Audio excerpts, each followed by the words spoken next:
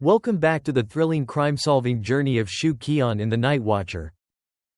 Chapter 22. Teaching a Lesson to the Young Lord.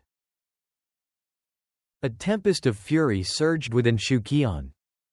As the horse reared up, he swiftly pulled out a pouch of copper coins from his chest and hurled it with all his might. At that very moment, the pavement beneath him shattered, and his figure shot forward like a bolt of lightning. 72 coins clattered through the air, hurtling towards the young lord draped in ornate silk. The young lord, however, remained unfazed by the deadly attack, a smirk playing on his lips, reminiscent of a child relishing the death of an ant. But one of his attendants reacted just in time, rushing towards the young lord and tackling him off his horse in a tangled mess. Clang, clang, clang, coins flew everywhere, some clinking harmlessly against the ground, while others struck the body of the horse, splattering blood that hit Xu Lingyan's cheek. Boom! In that instant, Xu Qi'an arrived, shouldering the horse aside with a sheer force that sent the beast tumbling several feet away, leaving a vivid red stain on the cobbled street. Onlookers scattered, retreating to a safe distance to witness the unfolding drama.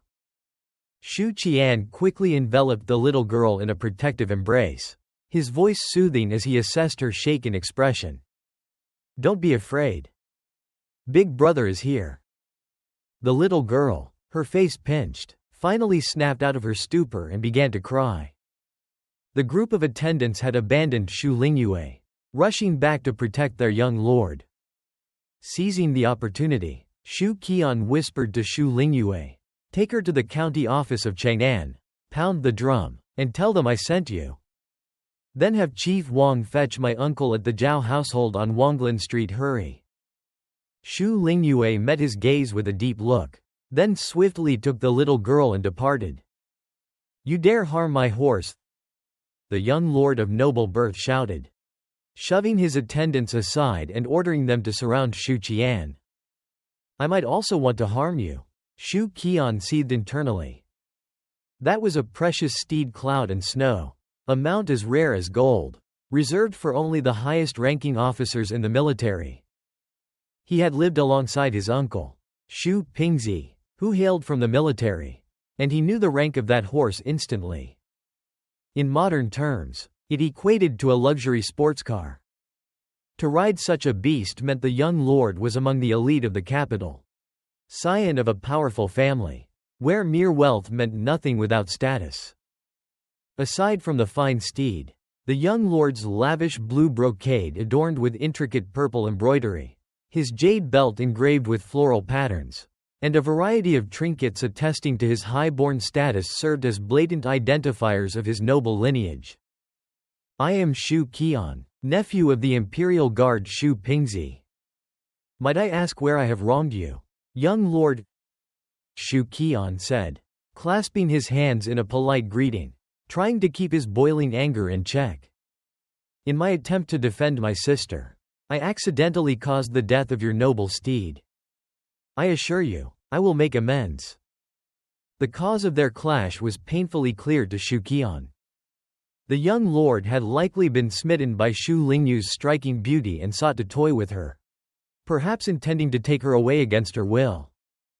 After spending a month at the county office dealing with various cases, Xu Qi'an had grown well acquainted with the ways of these young lords, arrogant and domineering, perpetrating acts of violence and oppression without a second thought.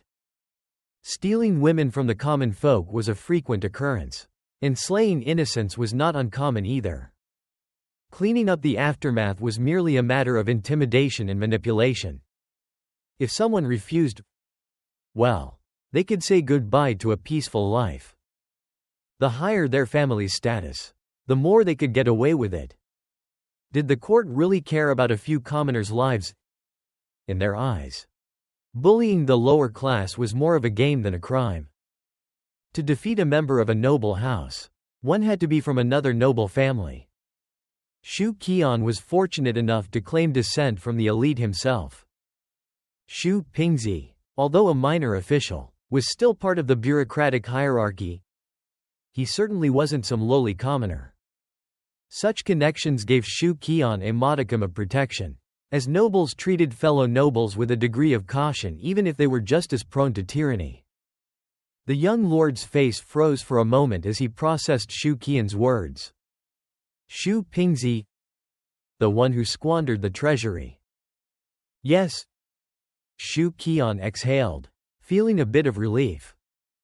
At that, the young lord's expression darkened. Cripple him, but leave him breathing. Xu Qi'an nearly shouted in disbelief. Who did this lunatic think he was? The young lord's attendants, disciplined and armed, drew their daggers without hesitation. In the capital, only officials could bear arms in public. Violators faced harsh penalties, 80 lashes or 100 taels. A group of weapon wielders could expect a death sentence. But these attendants skirted around the law, using daggers hidden from inspection. The young lord's men weren't just ordinary attendants. Between them was tight coordination and skill. 2 of them lunged at Xu Qi'an simultaneously. He seized one by the wrist, ready to counter, but unexpectedly found both splitting off to flank him instead. One of the attendants launched himself at the young lord's vulnerable position. Xu Qi'an had no choice but to retract his own assault, crossing his arms defensively. Boom! The knee strike collided painfully with his forearm. The remaining 2 attendants circled him, one stab missing, while the other left a gaping wound on Xu Qi'an's side. Cut his tendons. Cripple him, commanded the young lord. Xu Qi'an shot a quick glare at him, remaining silent as his mind raced, analyzing the situation. Though they were all at the same level of cultivation, none were at the peak of their abilities. In a straight fight, he could easily pummel any one of them into submission. However, their teamwork posed a formidable challenge. As the daggers rained down once more, Xu Qi'an deployed a self-defense technique he'd mastered in a past life, pretending to falter and using all his strength to spiral toward defeat. Those trained in martial arts at the refining stage boasted ample stamina, usually never burdened by exhaustion. Yet he couldn't afford to reveal his true capabilities. Otherwise, he would be left with no opportunity to escape. The attendants, frustrated at Xu Qi'an's durable resilience and growing increasingly desperate, saw their opening and leapt at him again.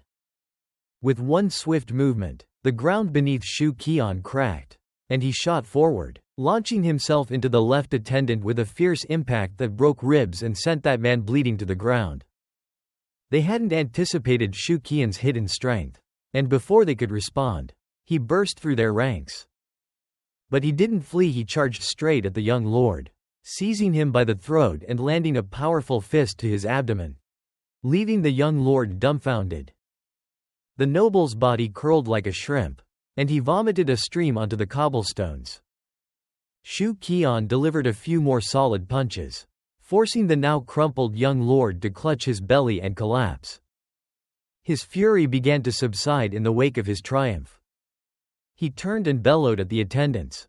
"Stay back! Don't move, or I swear I'll end him." Fearful of damaging their own lord further, the attendants froze. "Not bad, very well done." The young lord lifted his head with a spiteful glare. "Do you even realize who I am?" Wham! Xu Qi'an kicked the young noble in the face, forcing him into his own vomit. Using just enough pressure with his foot to inflict pain, he watched as the young lord squealed like a pig being slaughtered. "I'll teach you a lesson," Xu Qi'an growled, his voice low and menacing. Even a lowly person can feel rage, and when they explode, blood may spatter in every direction. Just as the 2 parties wrestled for control, a contingent of black-clad officers appeared, armed with swords, and among them was Chief Wang. Initially furious over the news of an attack on his subordinate, Wang's expression abruptly shifted to shock at the sight of the young lord, before reverting to anger. Who dares to fight openly on the streets of Chang'an? As the officers drew their weapons and moved to encircle the attendants, Xu Qi'an finally released the young noble from his grip. The young lord, breathing heavily, shouted, "Capture him! I will have him fed to the dogs." Feigning ignorance, Wang barked, "Get everyone out of here." Disregarding the young lord's protests, he maintained an air of indifference, treating the young noble's plight with clear disdain. Clearly recognizing the young lord's arrogance and that his status was all but cut to shreds, the young lord finally ceased his ruckus, resigned to being taken back to the county office of Chang'an. Wang slowed his pace, moving to Xu Qi'an's side. "You've stirred up quite the trouble here, my friend. The identity of that scoundrel isn't to be taken lightly. Have you considered how to handle this?" Wang's perceptive eye was remarkable. Xu Qi'an realized he had little choice left. "Have you called my uncle yet?" The two spoke quietly as they made their way to the sheriff's office, the tension lingering in the air. Chapter 23. The Hunt for the Fugitive. As Xu Qi'an stepped into the county office, a soft, trembling voice reached his ears. "Big brother." It was Xu Lingyue, her delicate figure clad in a light blue dress, her tear-streaked face a portrait of sorrow. Her beauty, mixed with anguish, made her look like a fragile flower begging for grace. Beside her, Xu Lingyan was conspicuously absent, likely moved to a different room for her protection. Xu Qi'an offered a reassuring nod, trying to comfort her in the chaos. The county magistrate, having been forewarned, sat poised at the judgment table when a troop of jailers escorted in a group of prisoners. Panic washed over the magistrate as he recognized the fiery-eyed nobleman among them, and he rushed to greet him. "Oh, isn't that young Master Chu? How is young Master Chu today?" Suddenly, the nobleman lashed out, pushing the magistrate aside, his gaze locking on Xu Qi'an with fierce intent. "This bastard attacked me on the road and tried to kill me. Arrest him." "It's a misunderstanding, a mere misunderstanding," the magistrate stammered, turning with irritation to shout, "Release Xu Qi'an. Get over here." With no choice left, Xu Qi'an complied. "You scoundrel! How dare you lay hands on the son of Chu, the Minister of Rights?" The magistrate pointed an accusatory finger at him. "What do you have in your head?" With that, he kicked Xu Qi'an, a move intended to assert his authority, before swiftly turning to the nobleman with a sycophantic smile. "Young Master Chu, this is all just a little mishap. Let's all act civilly here, shall we? You're a distinguished man. Don't waste your time with someone unimportant like him." Xu Lingyue watched helplessly as her brother took the verbal beating, tears streaming down her cheeks, her delicate, upturned nose reddening with distress. Xu Qi'an's heart sank. Being associated with the son of the Minister of Rights was no small matter. In the elaborate hierarchy of the Defeng dynasty, the influence of a family often weighed more than rank. True power belonged to only a select few. The minister's son was above reproach, and Xu Qi'an had made an enemy in the wrong court. "Enough of this. If you won't act, I will." Young Master Chu flared, gesturing to his henchman. "Seize this brat." He couldn't believe that even here, in a government office, Xu Qi'an had the audacity to resist. The magistrate shouted, "Anyone who dares use violence in my court will face death." As if on cue, 3 officers surged forward, brandishing their swords, ready to defend their magistrate against the noble's men. "Back off," one officer warned, holding his weapon steady. "What, Chu? You would dare challenge me?" Young Master Chu shouted at the magistrate, finger jabbing ferociously. "Please, young master. Understand that I must uphold the law as dictated by the court. It's a misunderstanding, nothing more," the magistrate said, his smile still plastered, but a sheen of sweat glistened on his brow as he wiped away the spit from his lip. "We have a formal complaint here. The young lady Hua Lin Wei claims you assaulted her and harassed her. What do you say to that?" This was the desperate maneuver the magistrate had prepared. But he hadn't anticipated the nobleman's ties and the chaos this would unleash. Young Master Xu scoffed. Assault? Did I even touch her? Go ask her if I laid a finger on her. Surely that girl made an error. There's no need to escalate this further. The magistrate chuckled nervously, tucking the complaint back into his robes. Panic gripped Xu Qi'an. If the magistrate couldn't handle this, he'd have to think of something quickly. In this era, only the children of officials could challenge each other. He was outclassed and outgunned. The thought of escape flashed through his mind, but as he peered around, he noticed one of young Master Xu's henchmen slipping away from the building without any hindrance from the magistrate. Panic surged. He leaned towards the captain of the guards, his voice low. Old Wang, I can't get out of this. I need your help. Wang considered for a moment before nodding. Go on. In the month that passed, Xu Qi'an had become close with him. They'd spent evenings fishing and drinking together. First, lend me a tael of silver.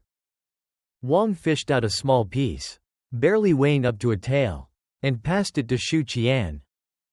Now, ride to my home and grab a book from my nightstand, a thick green volume. Yes. Don't get it mixed up with the yellow cover. Why would I? Can you really expect me to mingle in that place? Because if I end up worse off, this silver won't be paid back. I promise you that. Wang's eyes widened. Help me out with this. You can have my next month's wages. Xu Qi'an. You know how to make a deal? Wang barreled out of the county office. As soon as Xu Pingzi received the news, he hurriedly borrowed a horse from a colleague and raced to the county office. Crossing the threshold, he first spotted his daughter sobbing inconsolably, surrounded by the jailers and guards with weapons drawn. With urgency, Xu Pingzi approached her, his expression hardening. What has happened? Seeing her father, Xu Lingyue cried harder, desperately recounting the events to him. When she mentioned that young Master Xu had attacked her, his eyes narrowed, a storm brewing. If it weren't for Big Brother, I fear for Lin Yin's safety, she lamented, tears running down her cheeks. Xu Qi'an. The thought of his cousin stirred a fierce concern within Xu Pingzi. He silently steadied himself, nodding at his daughter. Stay with Lin Yin. Don't leave her side. As she hurried away, Xu Pingzi turned his attention back to the nobleman, his eyes locking onto young Master Xu. What's the meaning of this? Faced with the intensity of Xu Pingzi's glare, young Master Xu felt a flicker of unease. He recalled the words Xu Qi'an had spat at him earlier, and found that bravado fading before the imposing figure. Such gall, Xu Baihu. Do you believe your family's influence can stave off righteous bloodshed? Are you prepared for what might come next? A tall figure wearing a blue robe adorned with golden trim entered the room, his appearance commanding immediate attention. The elder had more white in his hair than black, and his gaunt face bore piercing eyes that seemed to reveal hidden depths. Old Master Chen. Young Master Chu's expression brightened at the sight. Master, who could have done such a thing to you? Your injury grieves my heart. The elder's eyes softened as he scanned the bruises on young Master Chu's ear, shooting a look of anger. I told my lord countless times that he ought to have a skilled protector. He continually brushes it off, claiming he doesn't need any peasants meddling in his affairs. Why avoid protection? Surely it's better to prevent misfortune than to endure it. Xu Pingzi felt an oppressive force envelop the room, dropping the temperature as dread settled in his bones. With heightened alarm, he could feel the danger lurking, noting the air was thick with potential violence. This wasn't just the matter of a nobleman. This was an expert in the realm of cultivation. Old Master. The magistrate's voice wavered as he eyed the situation. Not at all. The elder interrupted sharply. I'm merely an old servant from the Chu household. Unworthy of the title, Master, you speak.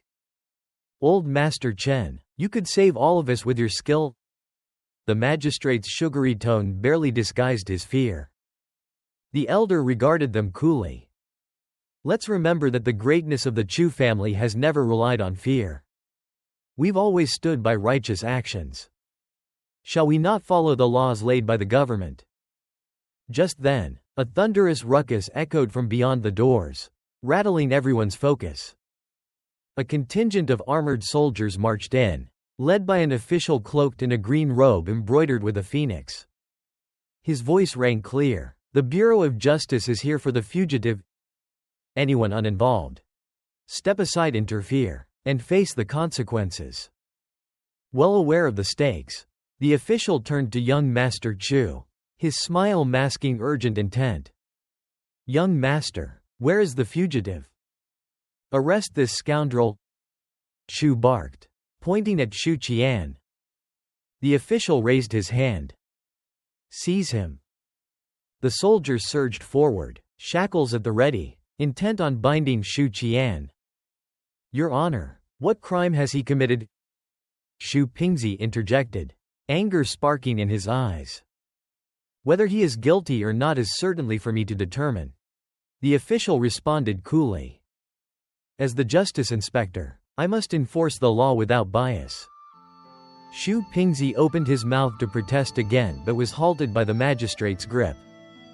Take him away. Thanks for listening till the end. If you enjoyed it, don't forget to subscribe so you won't miss the next chapter.